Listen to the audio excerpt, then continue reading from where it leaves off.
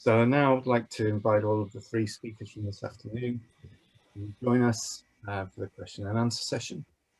And we have a number of questions that have come in already. Let me see. So, nice fun one for Simon to begin with. Simon, can the strawberry robot pick in the dark? Yeah, that's one of the advantages. So clearly you can use artificial light to illuminate the fruit, but there's no reason why it shouldn't. And actually, it's probably easier from a robot's point of view to pick in the dark than it is in the light, because you haven't got the background interference from an unstable solar radiation level. So so from a technical point of view, it's actually better at night than during the day. And then of course you haven't got the energy in the fruit, so post-harvest should be better, etc., etc. Okay. So, yeah. And I guess a sort of slightly similar question from myself actually is, I think in your talk you mentioned that you were looking at using the same robots to look at pests within the glasshouse systems. Are you also thinking of using the same system to look at diseases? Is that possible? Yes, we've got a project with a company called Photonics, and they have a hyperspectral imager, and that's been used for powdery mildew detection. And we've mounted that detector on the robot. So it's quite a complicated multispectral images, very challenging to use, lots and lots of data, got to be processed on the fly, but it's definitely got potential. Still under development, but yeah. So disease detection, that gives asymptomatic detection. And then we've got other projects where we're looking at things like aphid recognition and detection. So classic one we're thinking of is around speciation of aphids for things like in beet crops and things like that. So lots and lots of opportunities. Clearly you can't get the fidelity of a sort of DNA-based detection system, but there's definite routes for using image recognition over and above what we're doing at the moment. That's good to hear. Another question for you, Simon. This one's from Charles Whitford, one of our speakers this morning. He puts, the economics of robotic uptake on farms seems a tricky one.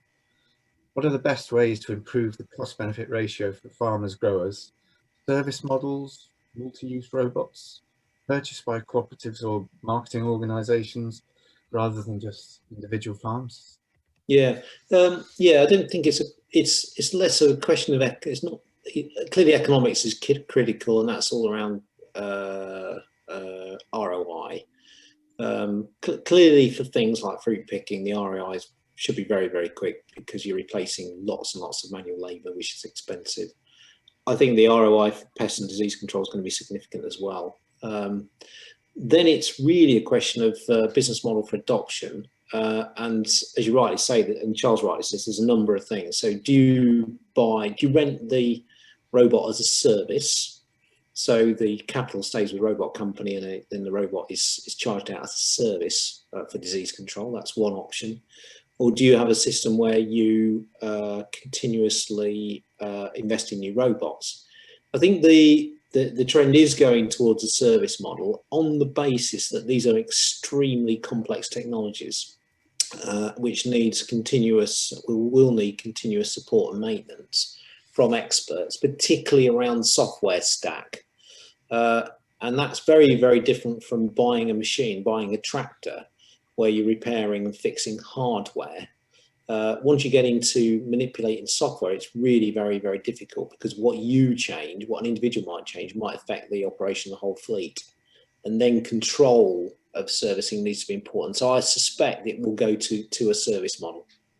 And then it raises questions of, where are the service agents? What's the supply chain look like? And all those sorts of other things. And all those considerations are being figured out at the moment by the robot companies.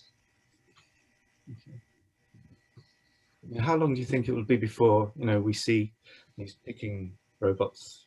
Yeah, so 2019, Def Rasmussen, same question. I said 5 years. I think probably that was about right at that stage. with COVID and Brexit, there's an enormous pressure now to get these technologies adopted. We've got a lot of engagement going on with Bayes and DEFRA, who've been very supportive, I have to say, to try and get these things accelerated over the line much faster. So realistically, if we go at it and we join up, and you've got to bear in mind, this is not, it's not possible. There isn't one group out there at the moment with the scale to really do this quickly. So it's about trying to get everybody together to collaborate. And if you put the collaborators together, we've got the scale, certainly in the UK, to do this. And if we can do this at pace, get the funding, get the organisation, I think we could have robots picking fruit on farms even as early as 2022. But it will require government investment at scale, rather like the ventilator challenge, to get people defragmenting, working together and collaborating. If we don't collaborate and don't work together, we will have a lot more failures in the robot companies, we'll have less impact for farms, and it will stall the way we roll out. So we're doing a very big piece of work to try and get the community together. If we do that, we'll succeed. If we don't do that, it'll be a long, painful journey where people make promises they can't deliver, and we don't want to do that. We want to get these robots into industry.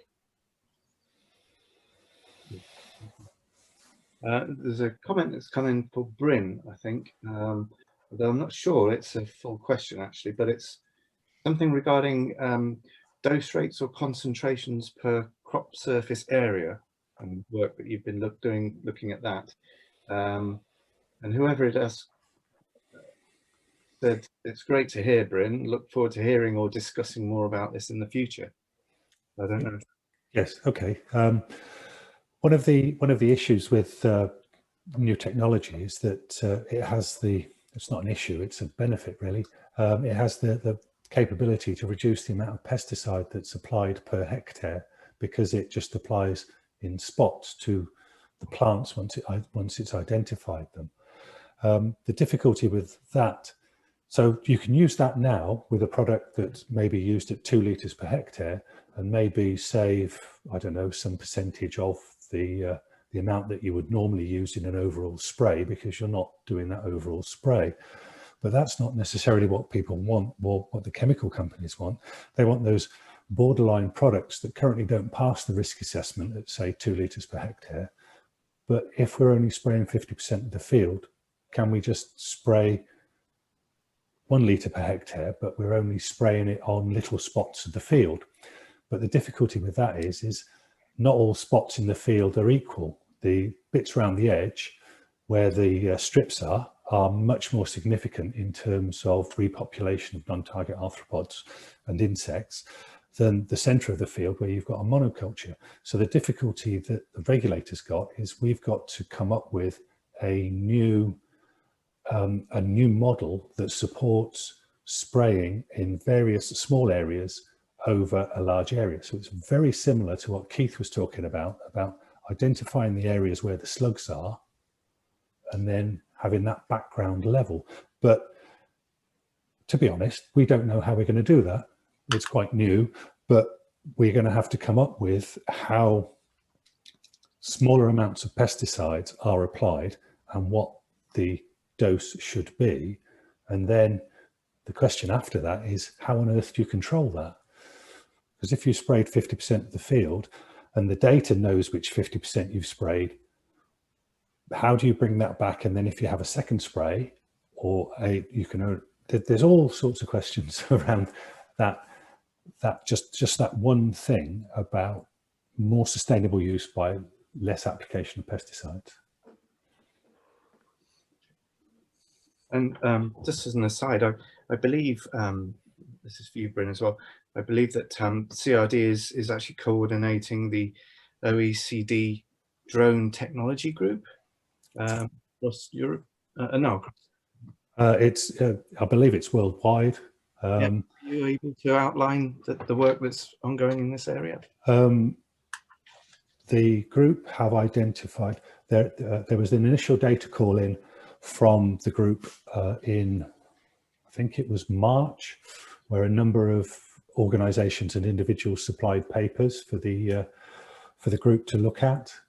The group did an initial trawl through the papers, and there was a second data call in, or a second request for information, in September. Then in October, the group have employed a consultant to go through the information that has been collected, and there is a review meeting, I think it's in June this year, with the OECD to have a look at the initial findings from the work that the consultant has done, pulling all those papers together.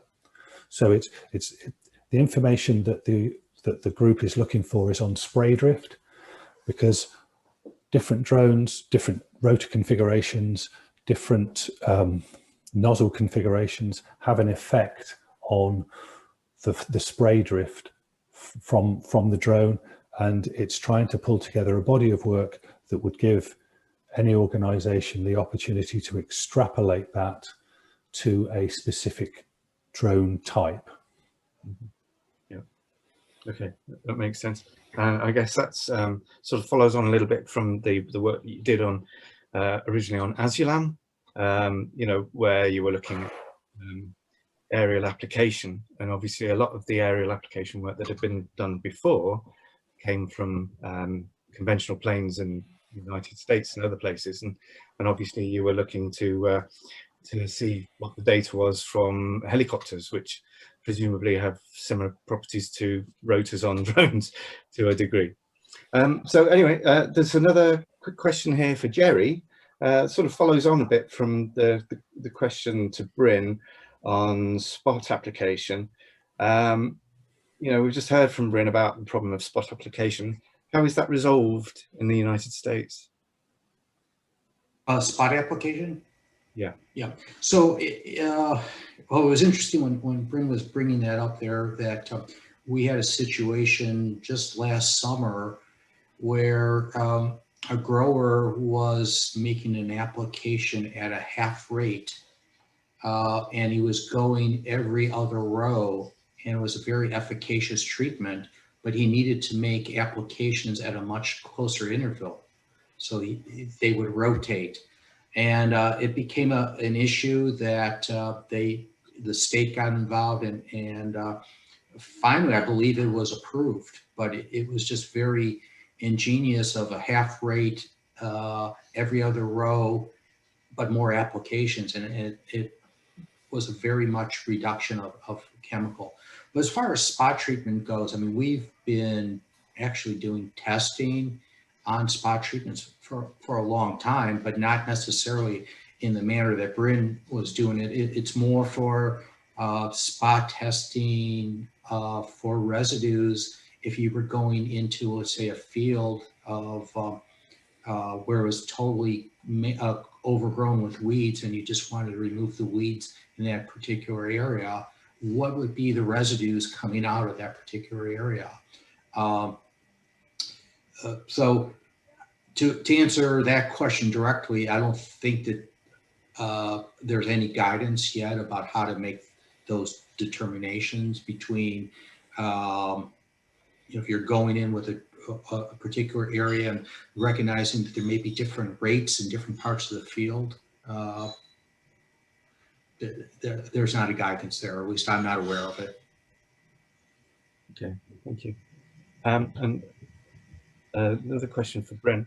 I mean, from a regulatory point of view, obviously spot spraying is being developed as a possible measure to reduce application. How is that going to be actually sort of, that's probably a very simple question, but how is that actually going to be sort of recorded, where you're obviously not applying full rate across a whole field? That's another very interesting question. It's at the moment, the risk assessment is based on an amount of active substance per hectare, but that doesn't work for these individual square spots of treatment. You know, there are sprayers that can spray down to a meter square, and if you're only doing 20% of the field, is that a spray operation? Is that an additional piece of data that would be collected by the equipment? But does then that mean that those sorts of authorizations are only available to people with that sort of equipment. Now, that's not particularly fair, because we have to make sure that as many products as possible are available to as many people as possible. So we have to work to the lowest common denominator. But then that brings in the opportunity of having an authorization associated with a piece of equipment.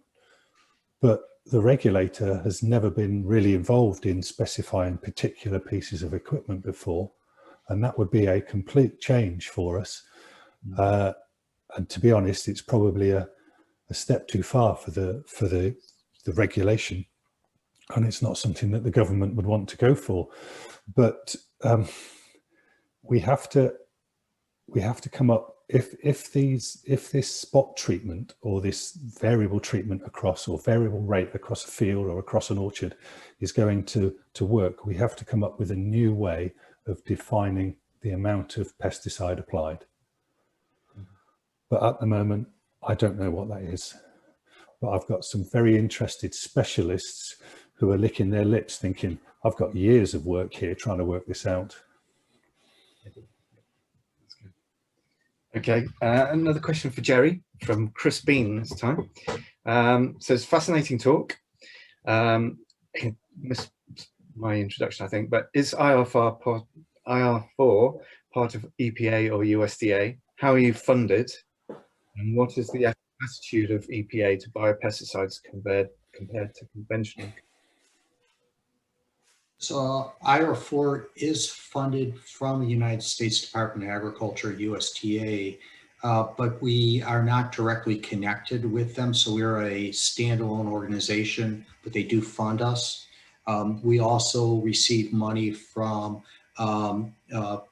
somewhat from different parts of USDA. There's like 4 different groups of USDA that fund us. We also receive money from the states. And then we have a small amount of money coming in from private industry. So we're a quasi-government type of organization. We work very closely with EPA. So EPA does not necessarily look at IR4 as a,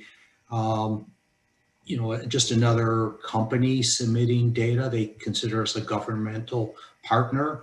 So some of the studies that Bryn had mentioned that they're working with others, we do that for EPA as well. So if EPA would like to test out a certain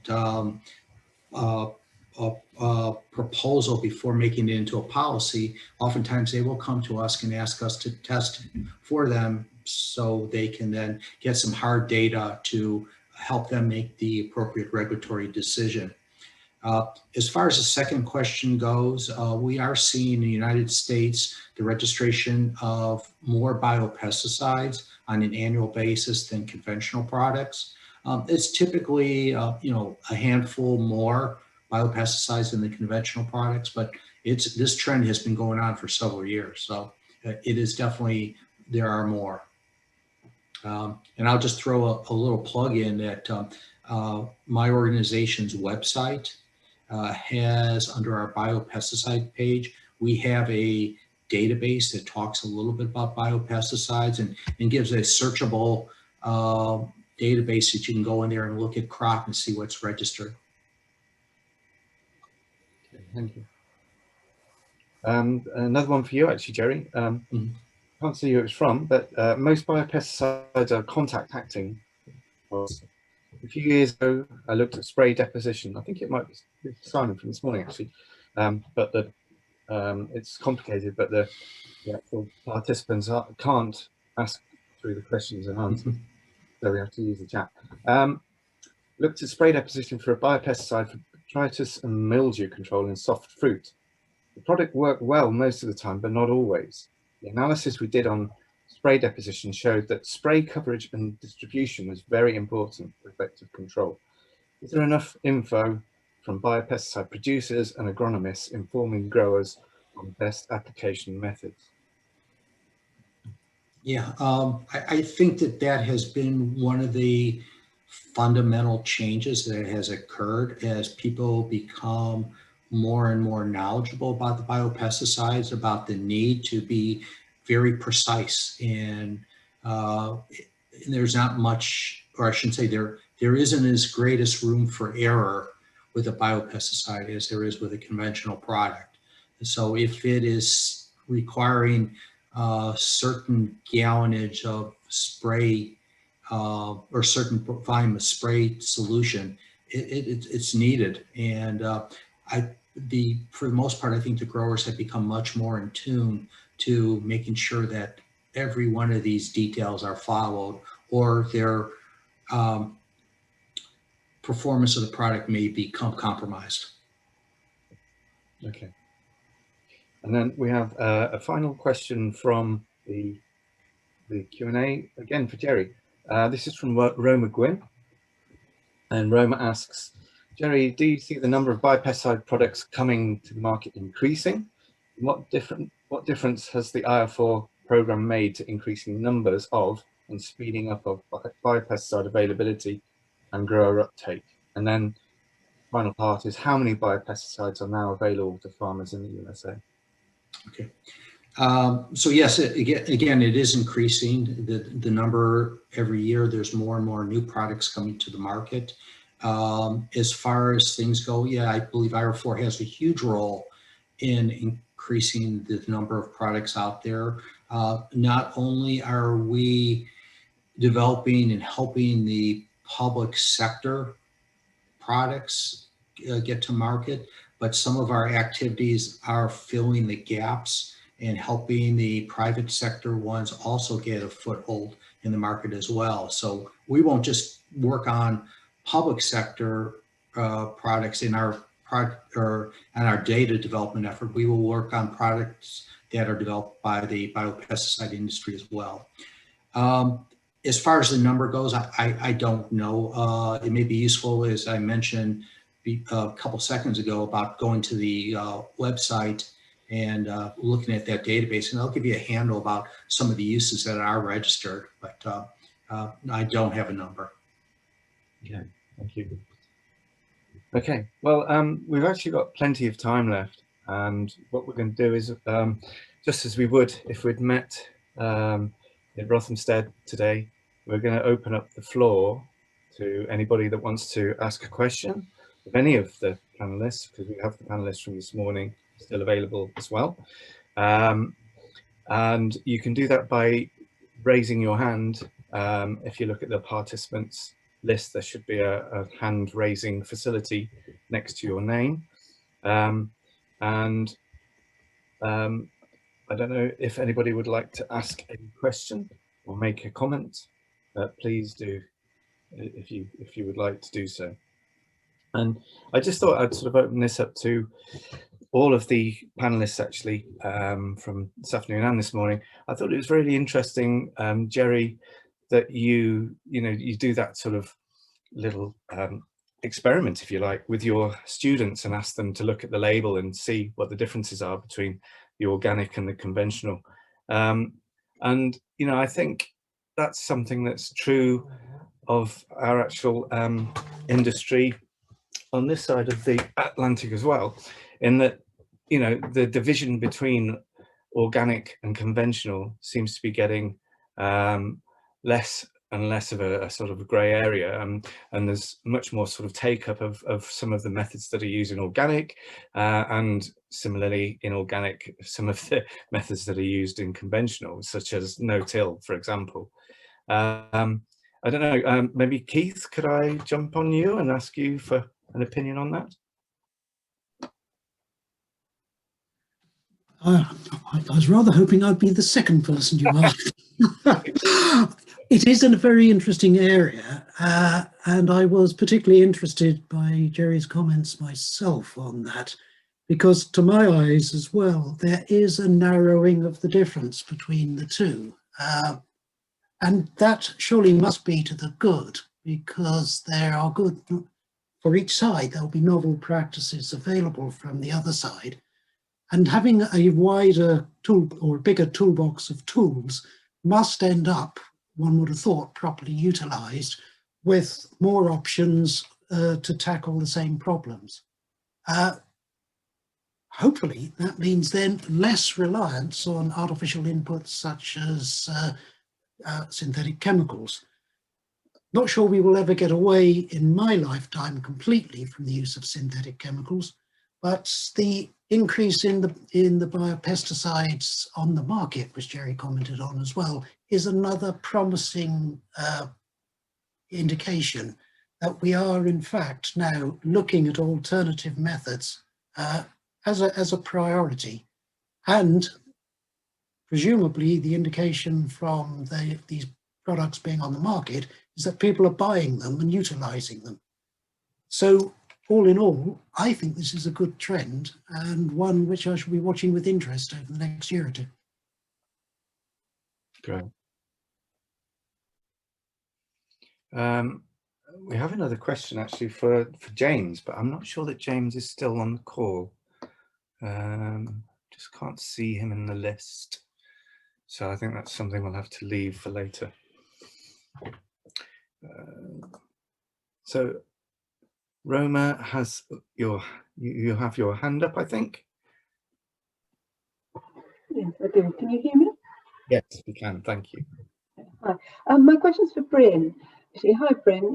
Nice to hear the work that's ongoing. It's just with new application equipments coming on, not thinking specifically about spot spraying, but some of this precision equipment which can change use rates maybe across the whole field.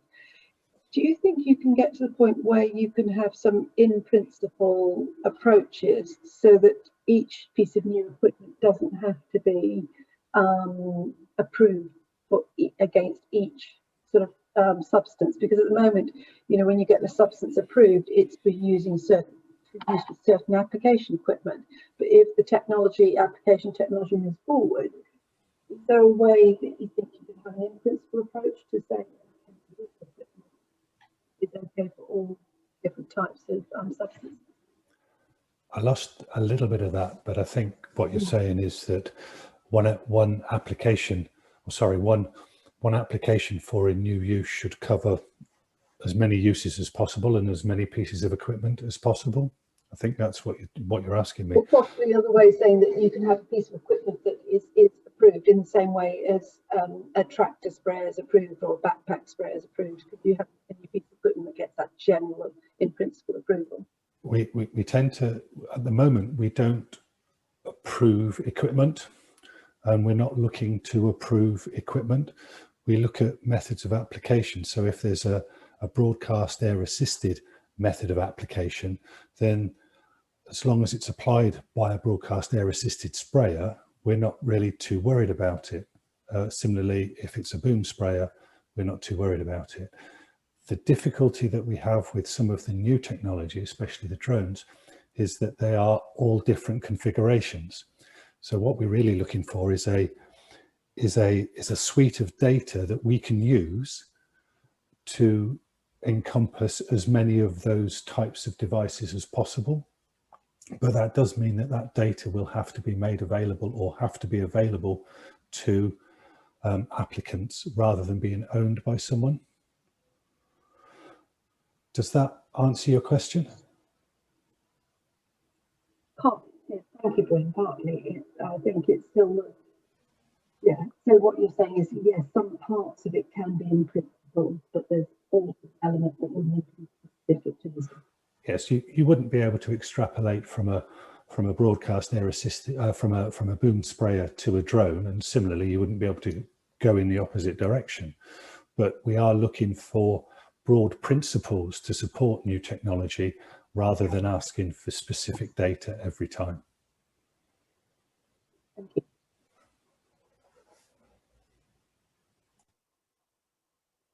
Sorry, apologies. I'm just looking at the list of questions. I'm sure there was another question from this morning that we missed, actually, that came at the very end. And I mean, Charles, I think you're still available.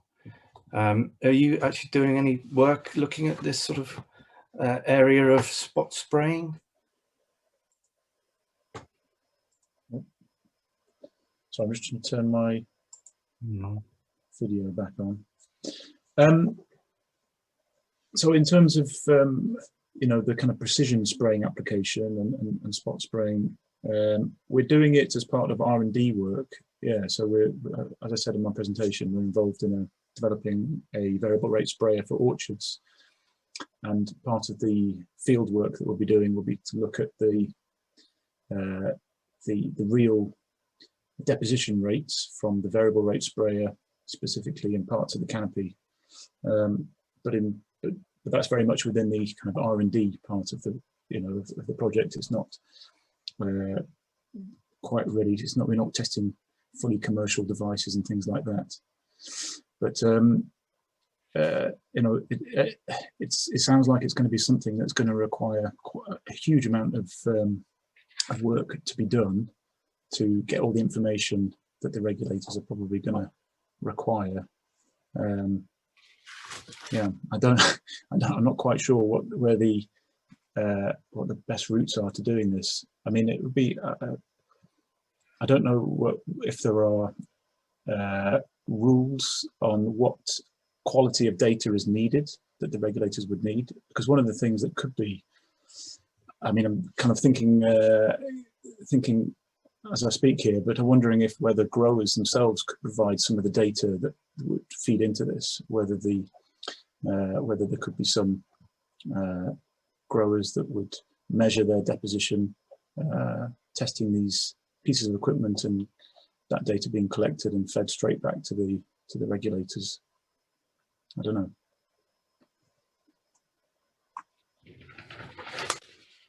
Yeah, thanks for that. That's very useful. Yeah, I mean, that's something that was sort of touched on by Dave Garthwaite, I think, during his quick poster presentation at lunchtime, just before lunchtime. And it's something that we've been thinking about as well in relation to the development of the IPM plan in the future, is whether it's possible to actually take data direct from the on-farm software that's used by growers, such as Gatekeeper and Muddy Boots, that sort of, and it's something that we're sort of in discussions with the software companies, but obviously they have certain commercial considerations. I don't know, Bryn, is that something that you or David might like to comment on? I can comment a little bit on this. I mean, we use the Gatekeeper software quite a lot for the collection of pesticide usage data, particularly from arable holdings, but I suppose more recently soft fruit and orchard holdings and outdoor veg. And we get those data and we can manipulate those and then load them straight into the database. So when there are spot applications, particularly if they're linked up to something, say in the cab, that links into the Gatekeeper system, we do get information on spot applications, so reduced applications on the field, and quite often those reduced applications, they might be applied at full rate, but on a more limited area. With surveys that we do, like the grassland and fodder surveys, there's obviously quite a lot of weed wiper usage, and often the actual figures are not available. So we ask the farmers or growers to estimate the areas that they would have sprayed using a weed wiper for control of nettles or docks or something like that. So, and that works pretty well, because you say, well, would it be 10% of the area? And they say, no, it's more like 1% or 2%. It's not, it's not fantastically accurate, but it's better to get them to make an estimate of, the area they think they would have sprayed. But certainly the Gatekeeper system that we use, or when we use the Gatekeeper system, it's absolutely perfect for the pesticide usage surveys. Right. So that's for products that are approved and can be approved and authorized and can be used. I think what Charles was more interested in is how do we get from 2 litres per hectare for an orchard to how does the data support an application that is effectively measured per plant or per metre squared or per, I don't know, 10 centimetres of leaf wall area for for a pear tree. And that data currently comes from the companies that are making applications for product uses. So if growers have information, it would only be developed as a result of an experimental permit or something where someone was developing a new product. Data does come into the regulator after a product has been authorized to change its use, and that might be a possibility of data from growers, but there are very strict definitions of the data that we will accept. They are effectively UK laws now because they were EU regulations. And if the data isn't in the correct format, we can't use it.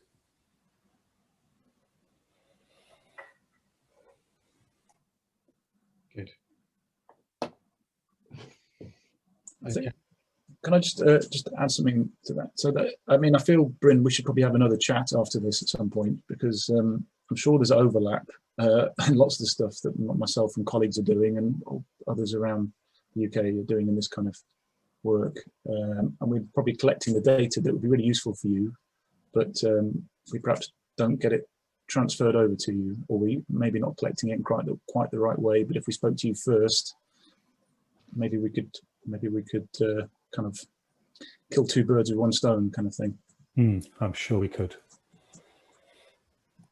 Okay, so there doesn't seem to be any more hands from the floor, so I think probably what we can all do is save ourselves some time. I certainly have another meeting to go to this afternoon. I'm sure I'm not the only one. So I'd just like to sort of perhaps go through some of the highlights from the talks this morning, and then I think Larissa's going to do the same for the talks this afternoon, and then Larissa's going to finish and recap on the theme of the review. So just going back, Keith gave a really great talk this morning, and I think the main thing to sort of pull out from that is that, you know, in experimentation, flexibility really is key to the success of that.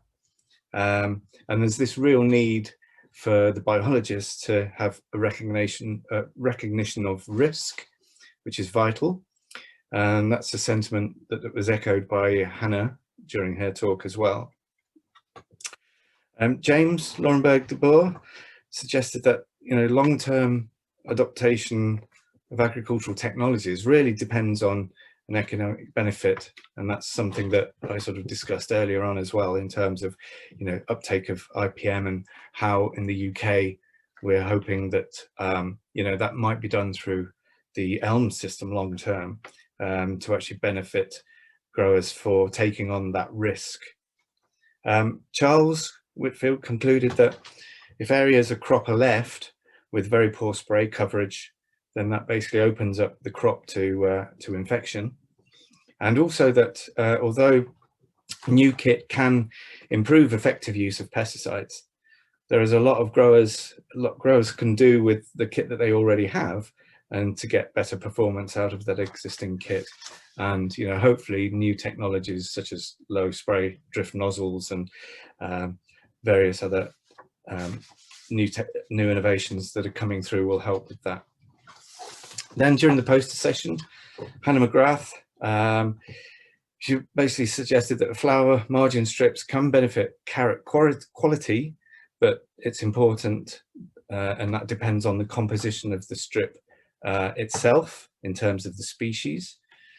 Alice reported interest in zero residue fruit for use in baby foods, and also that folk who were surveyed were prepared to pay more when this zero fruit, if and when it became available. And then Dave, you basically said that there was always potential for greater use of biologicals, and that's especially true as new pests and diseases emerge and as we lose the conventional actives. So that's all I'd like to say right now, and I'll hand over to Alicia, who will continue from there. Hey, hello again, everyone. Okay, so this afternoon, Simon gave us a really excellent rundown of the development of robotics in agriculture, and how that's developed and been taken up, and how working with tech companies and farmers has been really important. Bryn spoke about the UK government view that we're being over precautionary, reviewing the situation with a view to encouraging new technologies. Said that a strategy is being produced and that will be available in the next few months, so that's great to hear. There are new stakeholders to deal with. We need to develop dialogues with those. We need to consider changes to technology and assessing risk, which is quite a new thing as well. They're considering a short-term regulatory response with identified data gaps, but not sure how that will be received, and also considering long-term responses, but also having to take into account unintended consequences as well of all of these changes. And then Jerry gives a really excellent overview of what's being done in the States. So, I've lost my notes. So talking about biopesticides and integrated solutions, spoke about the minor use pesticide problem, where the cost of development exceeds the return on investment, and that the government there has intervened to ensure that farmers have the sustainable pest management tools available to grow their crops, and actually giving the farmers the tools to use and let them make the decisions on what to use. And one important development was actually putting in demonstration plots for growers and letting them actually come and see those and how things worked, and that they did actually work. And then responding directly to research priorities from growers, so answering those. And then Jerry spoke about several signature successes, including the all crop tolerance for spinosad for conventional and organic crops, and then combining spinosad with a biopesticide for control of spotted wing Drosophila. And that also had advantages in slowing the development of resistance. And then he spoke about the Integrated Solutions Initiative, coupling biopesticides with conventional products and targeting pest problems without solutions, resistance management projects, for example, Savanto with potassium salts of fatty acids to control glasshouse whitefly, and residue mitigation priorities. So the question that we posed for our review today was, it's quite a long question, so bear with me. The regulatory and commercial obstacles to IPM implementation can be as difficult to overcome as those related to the design of effective practical IPM programmes. And given the requirement to adopt IPM widely as part of the UK's developing agriculture strategy, this review seeks to understand these obstacles better and to identify who and what is involved in overcoming them. So there were really three themes that came out of this for me today. And one of those was about dialogue, that every single one of the speakers talked about dialogue and talked about collaborating. So that's dialogue between end users, tech companies, researchers, regulators, how we need to build new dialogues between parties who don't know each other and who might even they might not even know who each other are, who they have to talk to in the first place. So it sounds to me like we need to keep talking to each other, and really try and find out how do we find out who we need to be talking to, really. And the only way to do that is to keep talking to as many people as possible, I think. Then there are really requirements of farmers being listened to, that we need to listen to the requirements of the end user and to seek their input in developing solutions, and then to keep talking to them throughout that development process and kind of coming back on a feedback loop to them so that they can input and let people know how things are going. And then interestingly, there was considerations about the development of insecticide resistance as well. So as a member of the Insecticide Resistance Action Group, I was really glad to hear that coming through as well, because I think it's something that I know the IChem companies are concerned about and are trying to do a lot about. So it's good if we can come up with strategies and build that into IPM strategies as well to reduce the development of resistance. So that's it for my summing up. I don't know if you've got anything else to add, Neil, to that part of it. No, that's Perfect. And I think you're right. It's all about dialogue, isn't it? It's all about and the importance of risk management is also something that is being pulled in with the revised National Action Plan as well. So I'd like to thank all of the speakers for your brilliant talks and for answering the questions so succinctly. I just want to thank you as well, Neil, for chairing this so well. It's not easy over a webinar platform where you're not used to doing that, especially. So huge thank you. You've done a brilliant job, kept us all on track and made sure everyone was heard. So thank you. Okay. I also want to thank everyone who's contributed to discussion sessions and asked questions. I think that's really what makes the event, and the event's for you. So thank you very much for being involved and taking part. I also want to thank the organising committee at Pests Beneficials group for putting this together, for inviting the speakers, suggesting speakers, working on the theme and bringing it together. And to Julian and Moira at BCPC, who have done so much work sending you invitations, and Julian getting this webinar up and running and keeping us all on track with the technology. And again to our sponsors, who again you can see those on our website as well.